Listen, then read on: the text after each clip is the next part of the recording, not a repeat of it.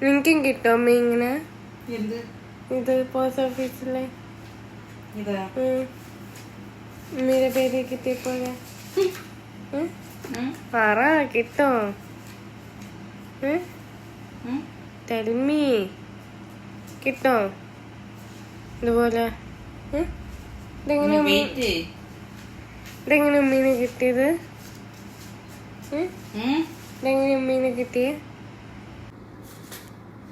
ഇത് പൊന്നോന്റെ പേരില് ഞാൻ ആദ്യമായിട്ട് എനിക്ക് ഫസ്റ്റ് സാലറി എന്റെ കയ്യിൽ കിട്ടിയപ്പോ, ഫസ്റ്റ് സാലറി ആണോ അതോ അല്ല, ആദ്യമായിട്ട് ഞാൻ റിയൽ എസ്റ്റേറ്റിൽ ഒരു ചെറിയൊരു പ്രോപ്പർട്ടി വാങ്ങി എഗ്രിമെന്റ് ചെയ്ത് ഞാൻ സെയിൽ ചെയ്ത സമയത്ത് ഫസ്റ്റ് എന്റെ കയ്യിൽ ആദ്യമായിട്ട് അതിന്റെ പ്രോഫിറ്റ് കിട്ടിയ സമയത്ത് തുടങ്ങിയ ഇൻഷുറൻസിന്റെ ബുക്കാണിത്. 2010 മനുഷ്യന്റെ അവസ്ഥയല്ലേ എങ്ങനെയാവും എന്താണെന്ന് അറിയാം. അന്ന് ഞാൻ 440 രൂപയ്ക്ക് 2010 ആദ്യമായിട്ട് എൻ്റെ പൊന്നൂന് വേണ്ടിയിട്ട് എൻ്റെ ഒരു എന്താ പറയുക ഒരു കരുതലായിട്ട് പോസ്റ്റ് ഓഫീസിൽ ഞാൻ സ്റ്റാർട്ട് ചെയ്തതാണ്. രണ്ട് പോളിസി, 440 രൂപയുടെ 2 പോളിസി. പൊന്നു എന്ന് പറയണ ജീവന്റെ തുടുപ്പ് ഉണ്ട് എന്ന് അറിഞ്ഞ സമയത്ത് തന്നെ എനിക്ക് എൻ്റേതായിട്ടുള്ള എന്തെങ്കിലും കരുതല വേണമെന്നുള്ളൊരു തോന്നലുണ്ടായിരുന്നു.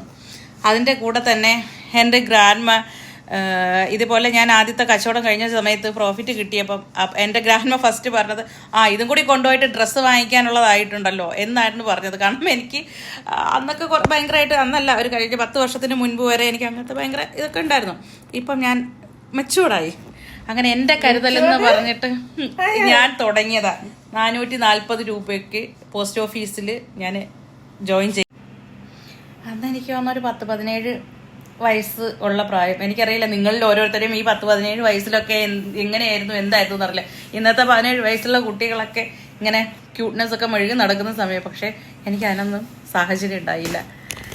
അതിന് ശേഷമാണ് ഈ പൊന്നൂനെയും കൊണ്ട് ഏവിയേഷനും പിന്നെ എന്താ പറയുക ഡിഗ്രിയും അക്ബർ അക്കാദമിയിലും ഒക്കെ പഠിക്കാൻ പോകുന്നതും ജോലി ചെയ്യാൻ പോകുന്നതും ഒക്കെ അതിന് ഇങ്ങോട്ട് ശേഷമാണ്.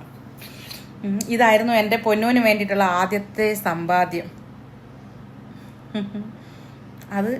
അതിൽ നിന്ന് പൂജ്യങ്ങൾ ഓരോന്നായി കൂട്ടി പിന്നെ LICയിൽ. കാരണം ഇതിലൊന്നും വലിയ കാര്യമില്ല. പക്ഷേ എങ്ങാനും നമ്മൾ ഈ ലോകത്തില്ലാതായി പോയി കഴിഞ്ഞാൽ അതും ഒരു നഷ്ടമാവരുതല്ലോ. അതിനു വേണ്ടി ചെയ്തതാ, അല്ലാതെ ഇതിൽ നിന്നൊരു വലിയ ഇത് കിട്ടിയിട്ടല്ല.